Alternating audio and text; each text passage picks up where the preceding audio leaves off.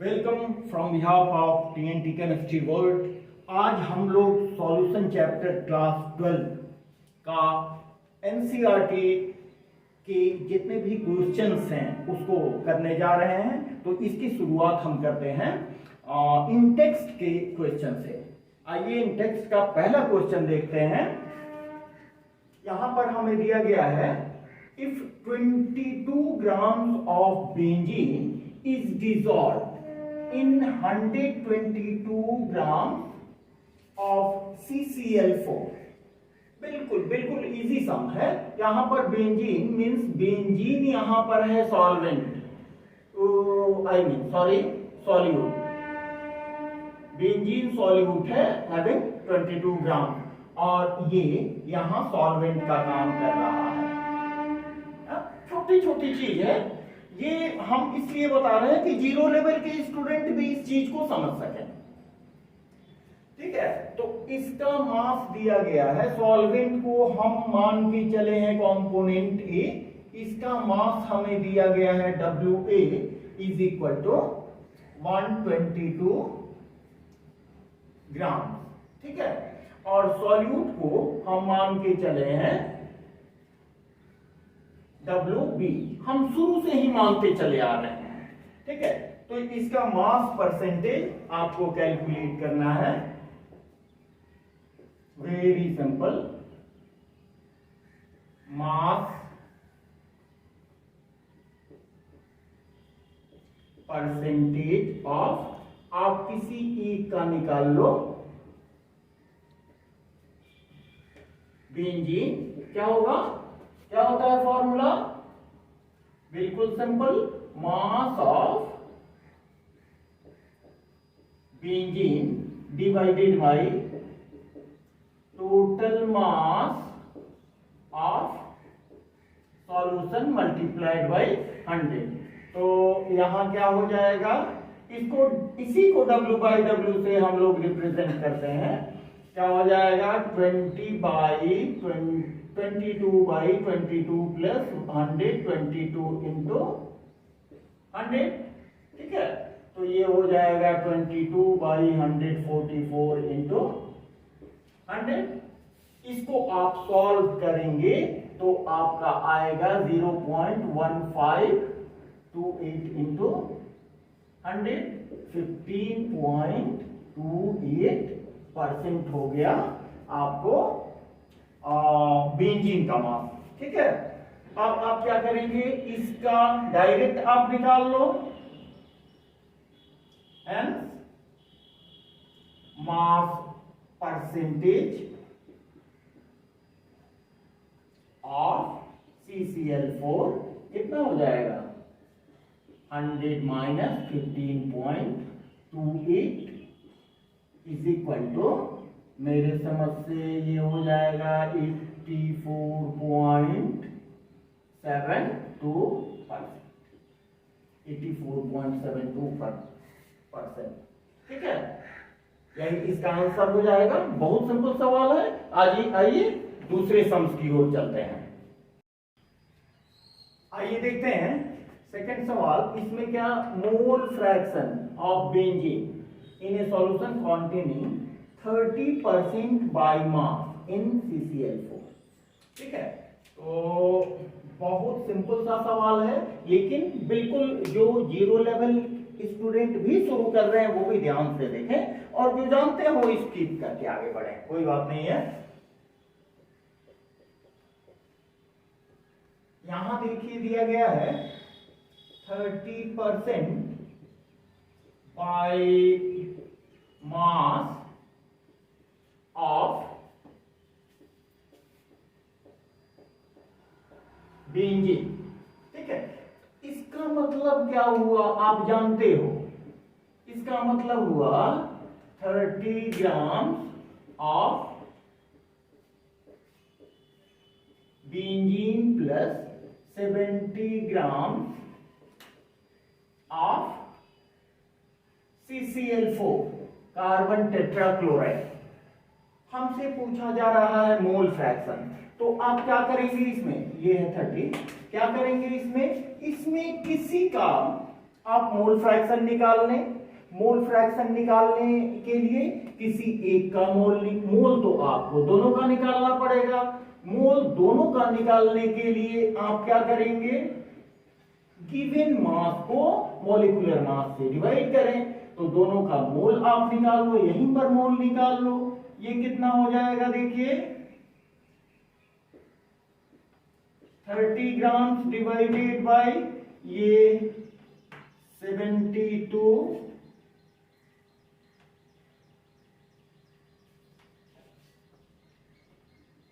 78 ग्राम per मोल। ठीक है, तो ये कैंसिल, इसका आ जाएगा आपको 0.384 मोल, 0.384 मोल,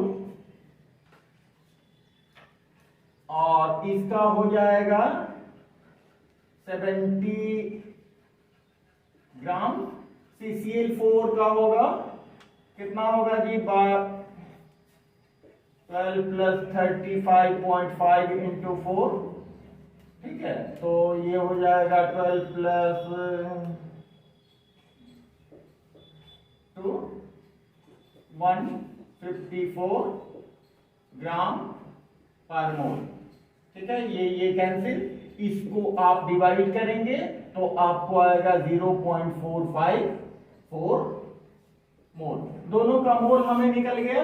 अब किसी एक का मोल फ्रैक्शन हम निकाल लें। नंबर ऑफ मोल्स का आपको फॉर्मूला जानते हैं, given mass by molar mass. तो गिवन मास हमारा 30 है और मोलर मास हमने रख दिया इस फॉर्मूले से। ठीक है, तो हम निकल जाएगा। अब मोल फ्रैक्शन किसी एक का निकाल लें। Mole fraction denoted by x C6H5 benzene का मोल फ्रैक्शन क्या होगा, यहां देखिए 0.384 डिवाइडेड बाय 0.384 प्लस 0.454। ठीक है, अब इसको सॉल्व करेंगे तो मेरा आएगा 0.384। ये तो मैंने आप लोग खुद करो तो और बेटर है, 838, and finally we will have the answer 0.459 mole fraction आ गया आपको बेंजीन का मोल फ्रैक्शन। अब देखिए मोल फ्रैक्शन के फॉर्मूला से जानते हैं XA plus XB is equal to 1। तो मान लीजिए कि ये हमारा सॉल्यूट XB है, तो XA का वैल्यू हम कैसे निकालेंगे, 1 माइनस XB। तो 1 में से हम बेंजीन के मोल फ्रैक्शन को माइनस कर देंगे। Now XCCl4 is equal to 1 minus 0.459 is equal to 0.541, that is answer. ठीक है, आइए हम नेक्स्ट सवाल चलते हैं 2.3। आइए तीसरे सवाल में देखते हैं। यहां पर मोलरिटी कैलकुलेट करनी है नीचे दिए गए सॉल्यूशंस की। तो इसमें 30 ग्राम कोबाल्ट नाइट्रेट है, थोड़ा भारी भरकम नाम है, इससे डरने वाली बात नहीं है, सवाल काफी इजी है क्योंकि यहां बिल्कुल आपको लीटर में वॉल्यूम दिया गया है। आपको बस कुछ करना ही नहीं है, इसका नंबर ऑफ मोल्स निकालो। ठीक है, नंबर ऑफ मोल्स जितने भी आएंगे उनको डायरेक्ट मोलरिटी के फॉर्मूला में दे दो, क्योंकि वॉल्यूम हमें लीटर में दिया गया है। ठीक है, तो यहां देखिए इसका NB means cobalt nitrate, number of moles of solute कितना हो जाएगा आपको, यहां देखिए 30 ग्राम डिवाइडेड बाय इसका आपको निकालना पड़ेगा कितना, कोबाल्ट का 59, और ये हो जाएगा आपको नाइट्रोजन 14 इंटू 2 प्लस 16 इंटू 6, और प्लस ये हो जाएगा 16 इंटू 18, तो 50 296 प्लस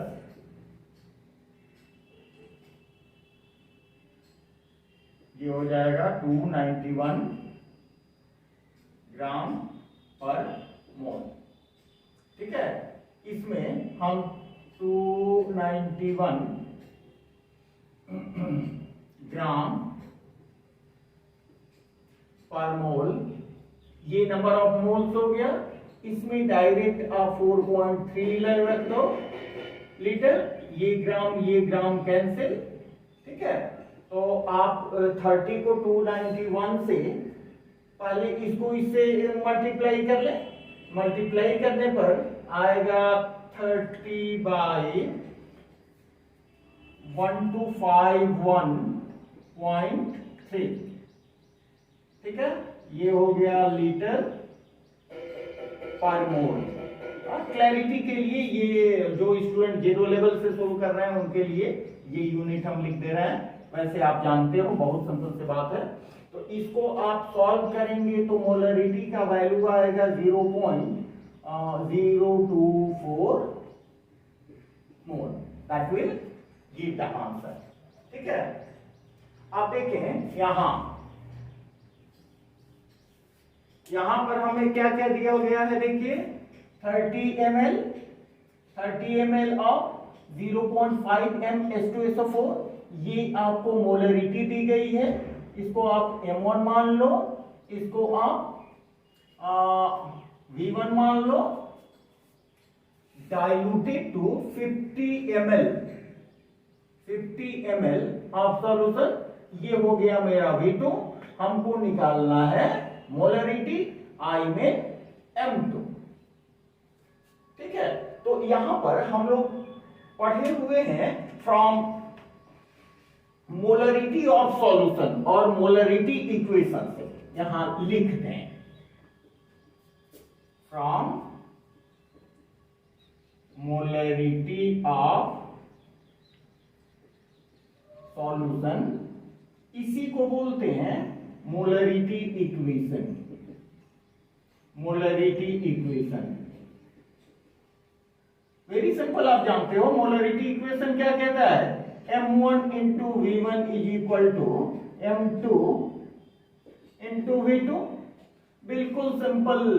M1 आपको कितना दिया गया है 0.5, V1 कितना दिया गया है 30 इज इक्वल टू M2 आपको कैलकुलेट करना है, और V2 दिया गया है V2 500, और M2 is equal to 0.5 into 3 by 500, ये कैंसिल। ठीक है, आपका कितना हो जाएगा, इसको भी काट दो ना, 0.1 हो गया, 10 हो गया, ये हो गया 0.3/10। ठीक है, तो इसका क्या हो जाएगा 0.03 m। This will required answer. बहुत सिंपल सवाल है, एक बार अपने से जरूर प्रैक्टिस करेंगे। ठीक है, आइए नेक्स्ट सम पर आते हैं। आइए इस सवाल में हम लोग क्या देखें कि हमें मास ऑफ यूरिया कैलकुलेट करना है। Required in 25 kg of 0.5 molar solution. तो यहां पर हमें दे दिया गया है m का वैल्यू दे दिया गया है 0.25 m। ठीक है, हमें मास कैलकुलेट करना है। यहां पर थोड़ा देख लें कि नंबर ऑफ मोल्स क्या होता है, given mass by molar mass. तो यूरिया का मोलर मास आप निकाल लो, कितना होगा 14 + 1 × 2 + 12 + 16 + 14 + 2, कितना हो गया जी 16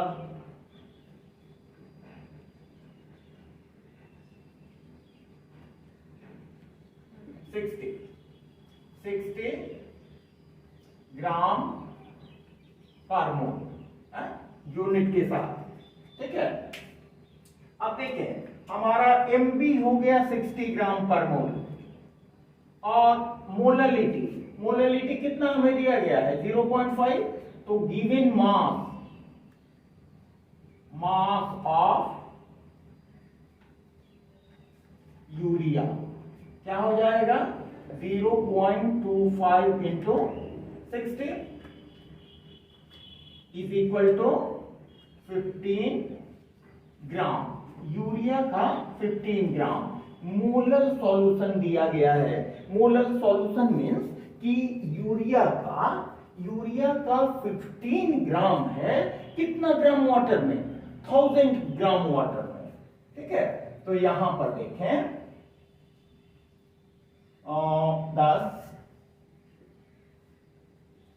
15 ग्राम of urea is present in 1000 grams of water। तो वाटर का अपना वेट है 1000 ग्राम, क्योंकि मोलर सॉल्यूशन दिया गया है और उसमें 15 ग्राम है यूरिया। तो hence total mass of solution is equal to 15 plus 1000 gram is equal to 1015 gram. इतना सॉल्यूशन हो गया। हमसे क्या पूछा जा रहा है 2.5 kg। तो इसको आप केजी में बदल लो, 1 इससे डिवाइड करेंगे 1000 से तो 1.015 केजी हो गया। इतना केजी में कितना ग्राम यूरिया है 15 ग्राम, क्योंकि 15 ग्राम यूरिया प्रेजेंट इन ऐसा करें 1.015 ग्राम सॉल्यूशन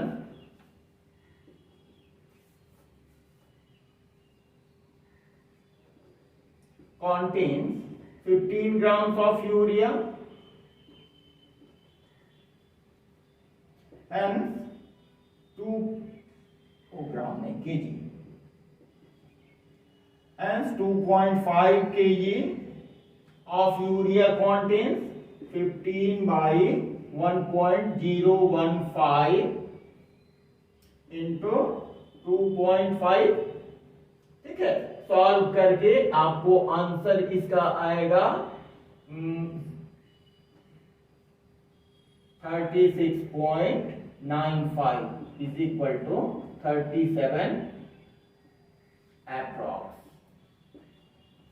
ठीक है, बहुत सिंपल सी बात है। समझ रहे हैं मेरी बात को आप लोग?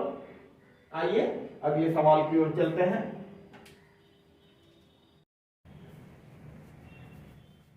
आइए ये एक सवाल देखते हैं। यहां आपको कैलकुलेट करना है molarity mole fraction of KI if density दिया गया है 20% mass by mass equals KI is इतना ग्राम पर मिलीलीटर। इक्वल सॉल्यूशन है मीन्स KI वाटर में है।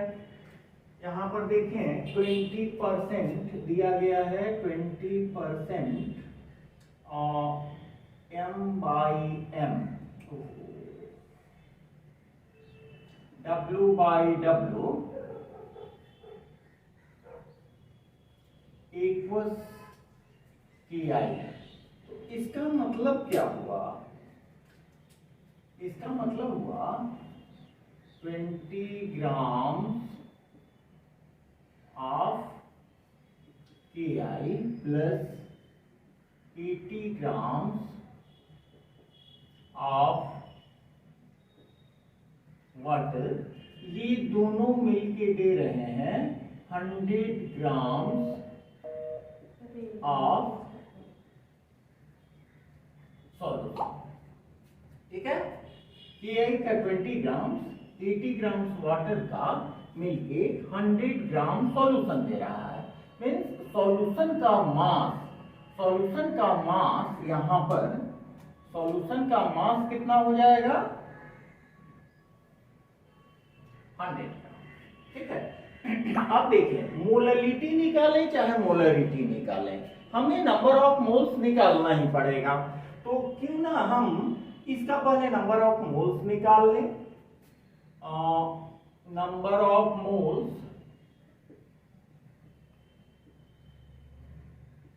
ऑफ KI कितना हो जाएगा, KI का पहले मॉलिक्यूलर वेट निकाल लें।